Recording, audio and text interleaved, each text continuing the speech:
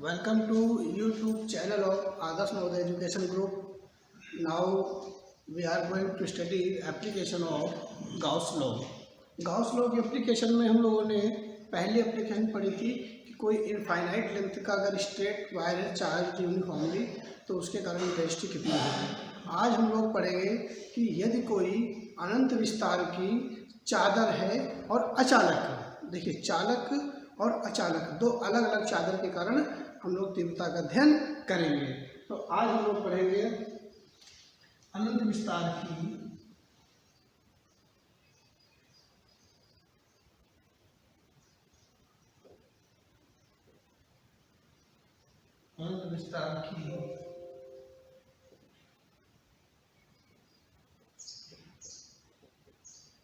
अचालक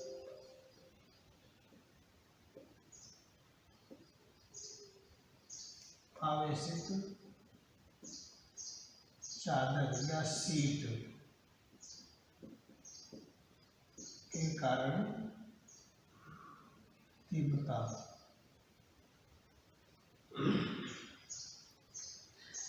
अब अचालक चादर है तो उस पर आवेश दिया जाएगा तो कैसे डिस्ट्रीब्यूट होगा, पहले इसको हम लोग समझेंगे।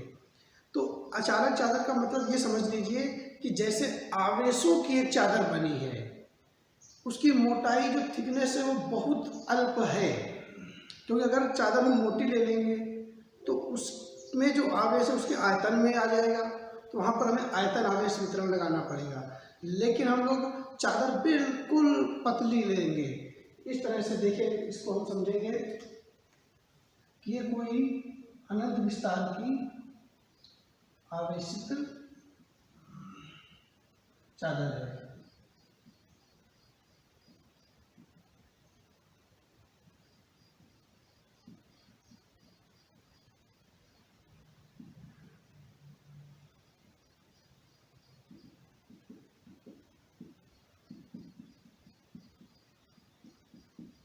इसका फैलाव अनंत विस्तार में है, तो इसके कारण तीव्रता कितनी होगी। तो देखिए चादर होती तो उसके दोनों पृष्ठों पर फैलता, क्योंकि ये अचालक है इसलिए पूरे आयतन पर फैल गया। मान लीजिए ये एक चादर है जिसका विस्तार अनंत रूप से है। ओके, अब अचालक चादर है, बहुत पतली है, तो ये आवेशित चादर बन गई। तो देखिए हम इसी से इसका स्टडी करेंगे। ये चादर है, इस चादर के कारण तीव्रता हमें इस पॉइंट पर निकालनी है। क्लियर है ना। तो हम क्या करेंगे, ये जो चादर फैली हुई है इसका हम एक अल्पांश ले लेंगे। इस तरह से मान लीजिए हमने इसका ये अल्पांश ले लिया, इस तरह से ये अल्पांश लिया, तो ये पार्ट हमने बाहर निकाल लिया। बाहर निकालने का मतलब है कि अगर ये बहुत विस्तार रूप से फैला था तो ये हमने एक पार्ट बाहर ले लिया। जब ये पार्ट बाहर लेंगे तो इसमें कितने सरफेसेस बनेंगे, एक सरफेस इधर बनेगा, एक सरफेस इधर। देखिए जैसे इसमें लिया मैंने, तो एक ये सरफेस हो गया, एक ये सरफेस हो गया, और एक इसको अगर काट के बाहर निकाल दिया जाए तो एक ये सिलेंड्रिकल सरफेस और बन जाएगा। तो मैंने इसका एक बहुत छोटा सा पार्ट इस तरह से हमने इसका एज्यूम कर लिया। तो इस पार्ट के कारण लेफ्ट राइट साइड इंटरेस्ट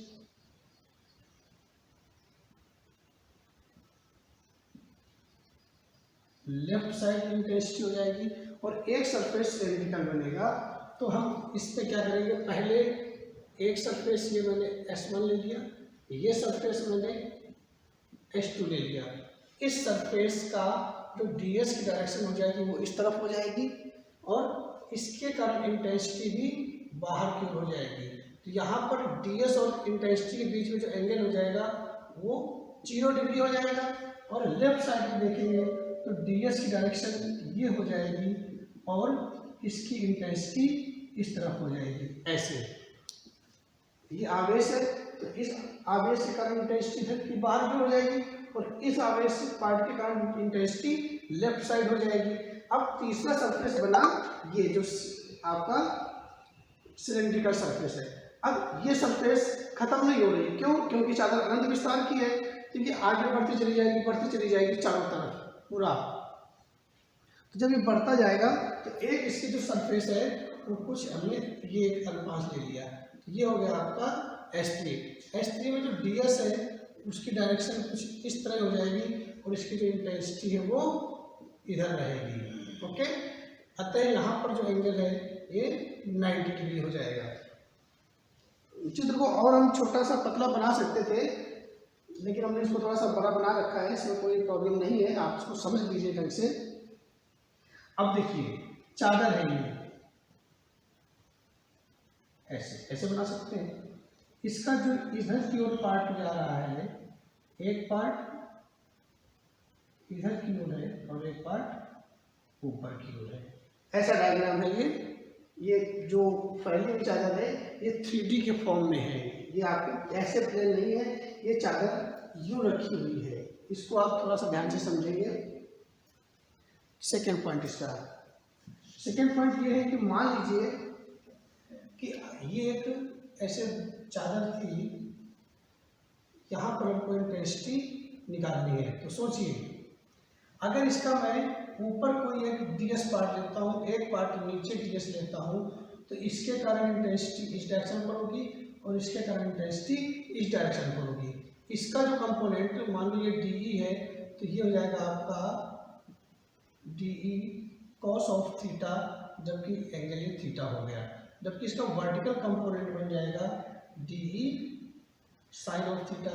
इसी प्रकार इस DE का जो हॉरिजॉन्टल कंपोनेंट बन जाएगा वो बनेगा DE cos थीटा, जबकि वर्टिकल कंपोनेंट बनेगा DE साइन थीटा। अगर ये कहीं से बराबर दूरी पर हो तो इनके जो वर्टिकल कंपोनेंट्स है वो आपस में बराबर होंगे।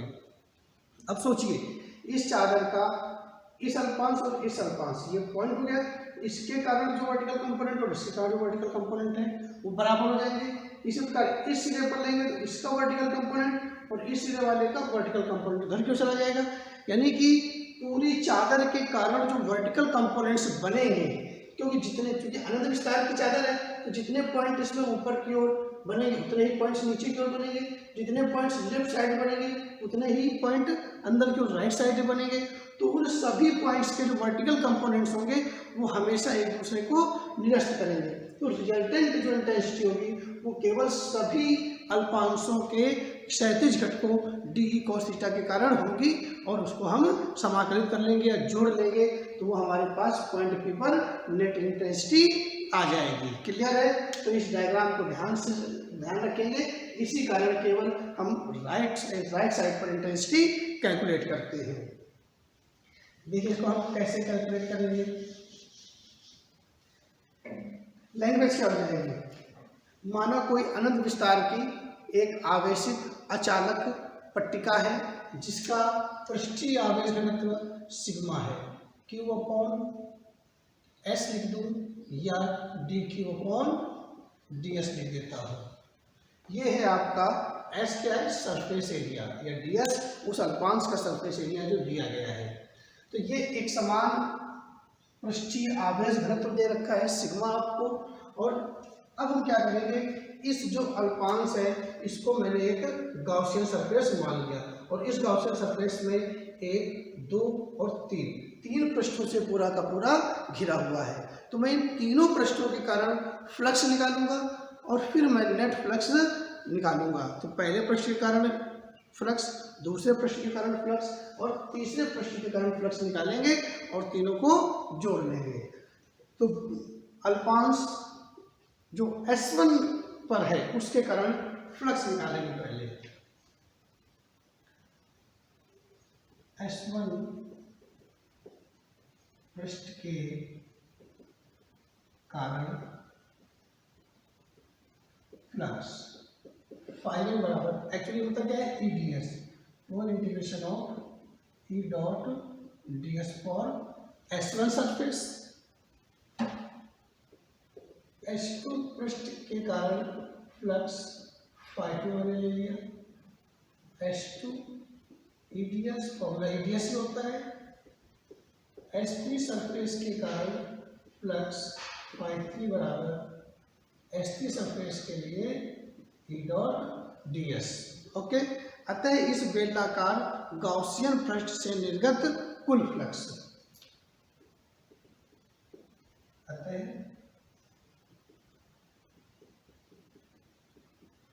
बेलनाकार गाउसियन पृष्ठ से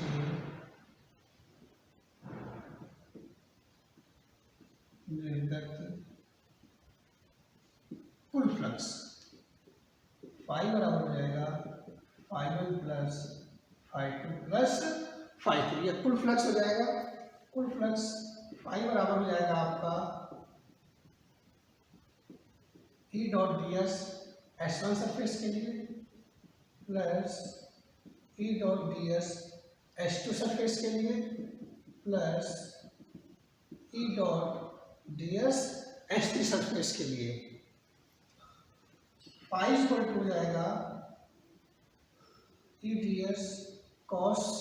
अब देखो मैं डायरेक्ट यहाँ पर एंगल लिख देता हूँ। सरफेस S1 के लिए ई और डी एस के बीच में एंगल हो गया 0 डिग्री, तो मैं कॉस 0 लिख देता हूँ। S1 surface plus S2 surface के लिए तो E D S cos theta, तो कॉस 0 हो जाएगा, प्लस S3 सरफेस के लिए थीटा 90 डिग्री है, S3 सरफेस के लिए E D S cos of 90 degree हो जाएगा यहाँ पर।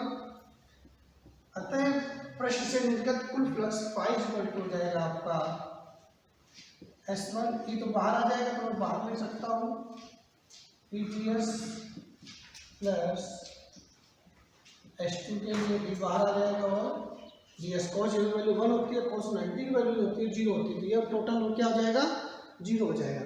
अब देखिए चादर अनंत विस्तार की है पूरी, तो इधर का जो सरफेस एरिया होगा वही इधर का सरफेस एरिया होगा, तो दोनों के सरफेस एरिया इक्वल है। तो मैंने मान लिया कि एक पृष्ठ का जो सरफेस एरिया है वो S है, तो यहाँ पर फाई इक्वल टू हो जाएगा आपका E S plus E S, that is 2ES। ये हमारे पास आ गया अचालक पट्टिका का जो से निकलने वाला नेट फ्लक्स कितना होगा, जितना आपने कंसीडर किया है पार्ट। अब यहाँ पर हम गाउस का नियम लगा देंगे।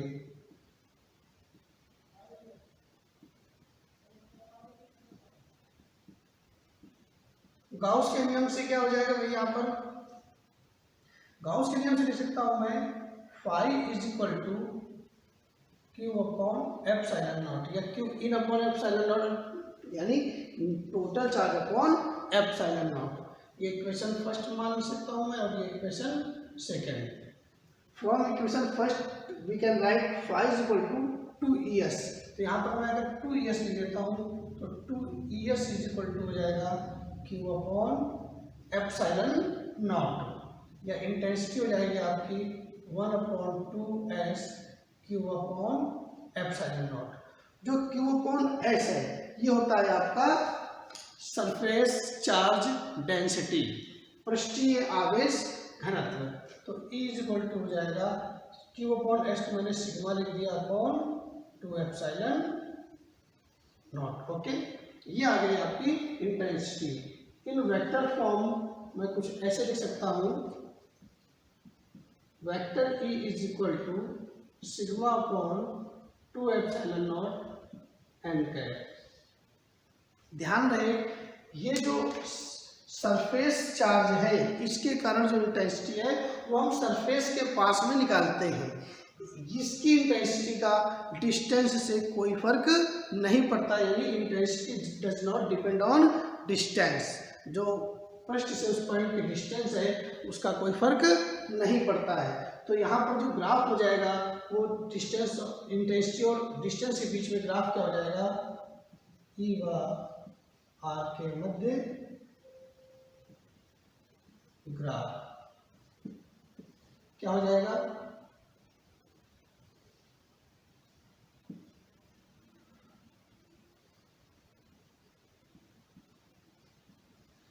आर बढ़ता जाएगा लेकिन इंटेंसिटी पर कोई फर्क नहीं पड़ रहा है। क्यों नहीं पड़ रहा है, क्योंकि आर पर डिपेंड नहीं कर रहा है, तो intensity remains constant, it is not depend on distance, distance पर डिपेंड नहीं करता है। तो ये हो गया आपका किसी आवेशित अनंत विस्तार की अचालक चादर या पट्टिका के कारण किसी बिंदु पर तीव्रता का सूत्र। यहाँ पर जो ग्राफ बनाया जाएगा वो ई और सिग्मा के बीच में कुछ ग्राफ हमें दिखाई दे रहा है, यानी सिग्मा की वैल्यू बढ़ेगी। सिग्मा की वैल्यू बढ़ने का मतलब क्या है, कि इस चादर पर आवेश और पास कर दिया गया, बढ़ा दिया गया, तो इंटेंसिटी बढ़ जाएगी। अगर किसी चादर को आवेश पर 2 कूलम्ब दिया गया, फिर मैंने इंटेंसिटी कैलकुलेट करी, फिर मैंने उसी जो चार्ज को मैंने बढ़ा दिया, एरिया वही है, चार्ज बढ़ा दिया गया। इसका मतलब क्या हो गया कि चार्ज बढ़ा दिया गया तो जो सरफेस चार्ज डेंसिटी है वो बढ़ जाएगी। सरफेस चार्ज डेंसिटी बढ़ने का मतलब है कि इंटेंसिटी बढ़ जाएगी। इसका मतलब क्या हो जाएगा, तो अगर ई और सिग्मा के बीच में हम ग्राफ खींचेंगे तो के हो जाएगा। इसको आप देख लीजिए, कोई प्रॉब्लम हो तो आप लिख लीजिए कमेंट बॉक्स में, आपको ये पॉइंट क्लियर कर दूंगा जो भी आपको समझ में नहीं आएगा।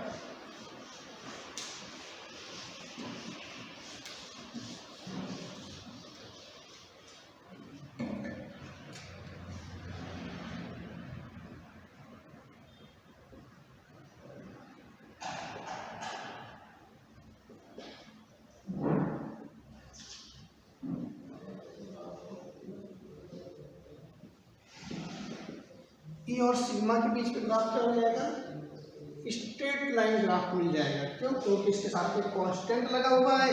तो जैसे जैसे आपका जो सिग्मा है वो बढ़ेगा तो वो इंटेंसिटी भी बढ़ती चली जाएगी। अगर सिग्मा 0 हो जाएगा, चार्ज ही नहीं है, तो इंटेंसिटी भी आपकी 0 हो जाएगी। तो ये हो गया आपका प्रोपोर्शनलिटी का रिलेशन। ओके, नेक्स्ट ये पॉइंट क्लियर हो गया आपका।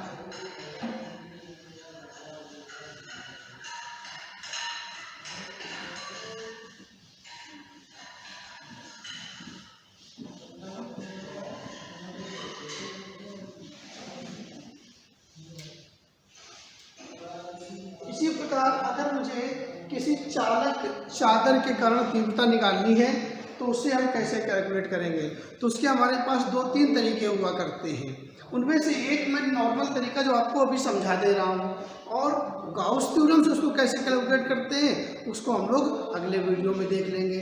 तो नॉर्मली हम किसी चालक चादर में जो इंटेंसिटी है वो कैसे कैलकुलेट करते हैं उसका मैं फंडामेंटल बेसिक देखना चाहता हूँ। तो देखिए क्या हो जाएगा,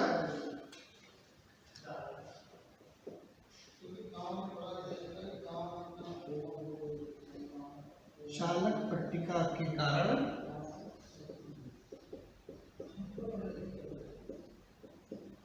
तीव्रता, ये मैं गाउस के नियम से प्रूफ नहीं कर रहा हूँ, अभी मैं आपको इसका बेसिक समझा रहा हूँ। जो आंसर यहाँ पर आएगा वही आंसर गाउसियन थ्योरम लगाने पर भी आएगा।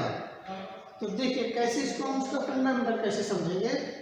तो फंडामेंटल समझने के लिए हमने एक चादर ले ली या शीट ले ली पतली सी, जिसको मैंने चार्ज दिया। देखिए जैसे ये चादर है, चालक है, तो कोई भी जो चादर है वो इलेक्ट्रॉनों से तो बनी नहीं होगी, उसमें मैटर होगा ना। तो इसका मतलब है कि जैसे चार्ज दिया जाएगा तो जो इलेक्ट्रॉन्स हैं वो इस सरफेस पर फैल जाएंगे और इस सरफेस पर फैल जाएंगे।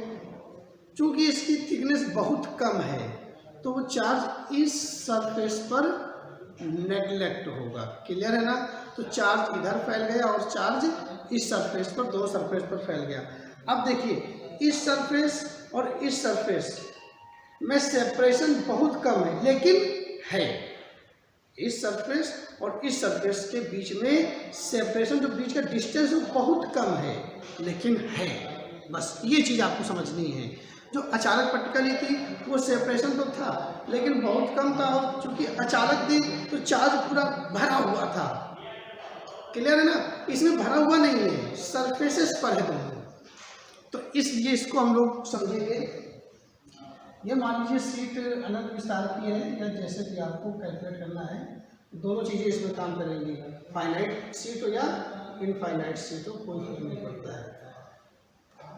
अब आपने जब चार्ज दिया, मान लो प्लस चार्ज दे दिया, तो ये जो प्लस चार्ज है वो इसके सरफेस पर फैल जाएगा। चालक है ना, इस वजह से।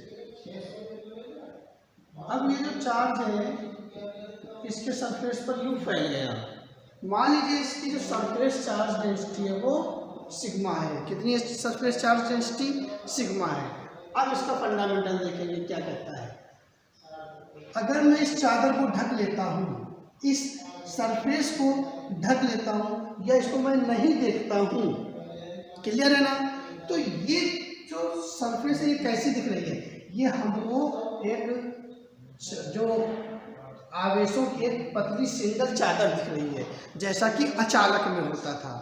क्लियर है ना पॉइंट, जैसा कि अचालक में, तो भाई ये तो हमको दिख ही नहीं रही है, तो ये आवेशों की चादर हो गई कि नहीं हो गई, और जब ये आवेशों की चादर हो गई पूरी की पूरी, ओके, तो इस चादर के कारण समझिएगा, इस चादर के कारण इसके, ये तो ढकी हुई है, इस तरह से इसको मैं ढक देता हूँ ऐसे, तो इस चादर के कारण इसके आउटर पॉइंट पर जो इंटेंसिटी होगी वो बाहर की ओर होगी, E1, और ये मैंने ले लिया वेक्टर लगाकर एन कैप लिख देता हूँ सुविधा के लिए। समझ में आ गई बात? अचालक चादर है, इसका मतलब आप क्या लिखोगे कि ई को लिख दोगे sigma upon 2 epsilon naught n cap. अभी मैंने देखा ना अचालक चादर की करंट इंटेंसिटी कितनी होती है, सिग्मा अपॉन 2 एप्सिलॉन नॉट, तो इस सरफेस की करंट इंटेंसिटी बाहर की हो जाएगी सिग्मा अपॉन 2 एप्सिलॉन नॉट।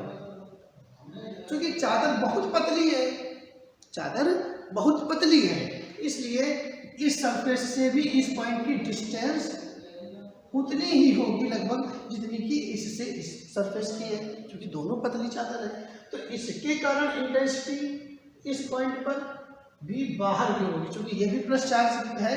अब इस चादर को मैं इस पार्ट में ढक रहा हूँ, इसके कारण इंटेंसिटी भी E2 बाहर की होगी, या यूँ कह दो कि सिग्मा अपॉन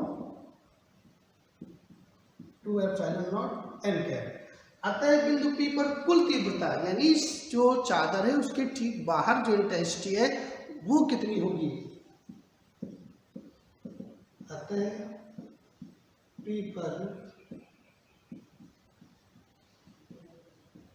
कुल तीव्रता E बराबर E1 n cap plus E2 n cap.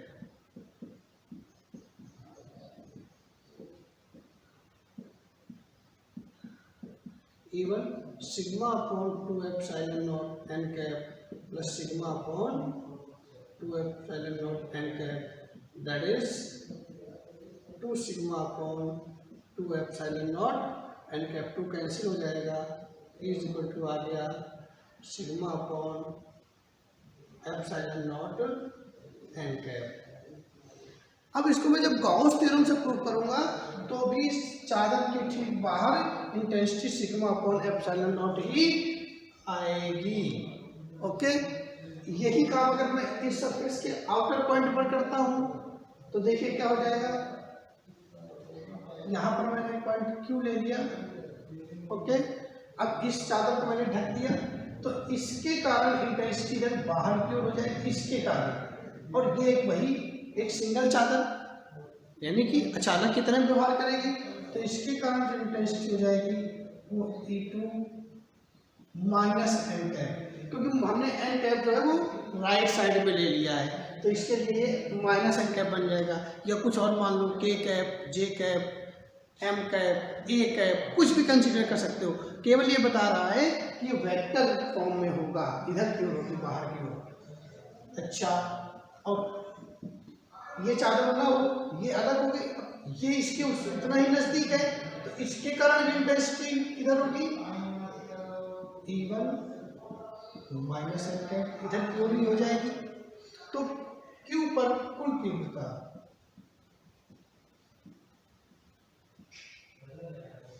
या परिणामी तीव्रता भी कह सकते हो, क्योंकि वेक्टर है, कुल तीव्रता या परिणामी तीव्रता हो जाएगी E बराबर E1 प्लस E2, वही sigma upon 2 epsilon not, sigma upon 2 epsilon not, 2 sigma upon 2 epsilon not,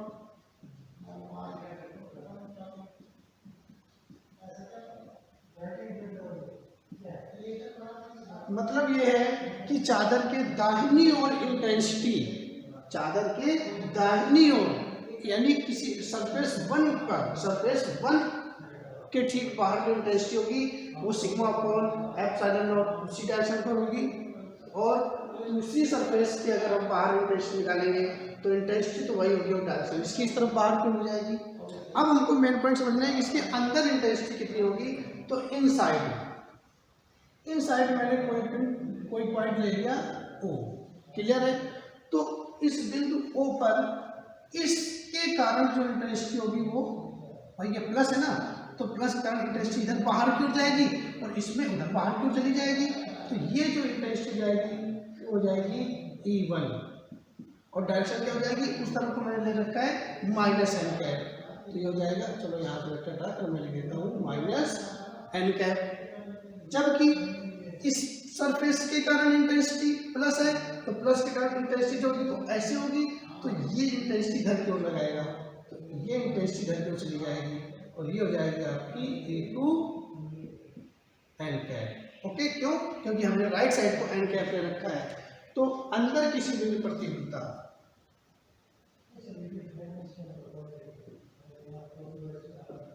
चादर के अंदर किसी बिंदु O पर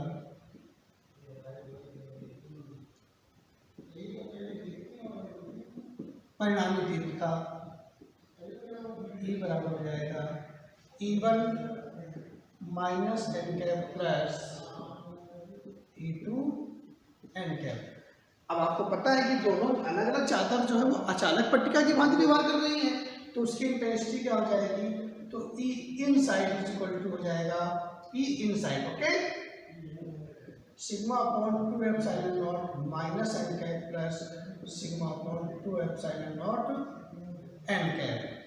E inside is equal to हो जाएगा sigma upon epsilon naught minus का और प्लस का सिग्मा अपॉन 2 एप्सिलॉन नॉट।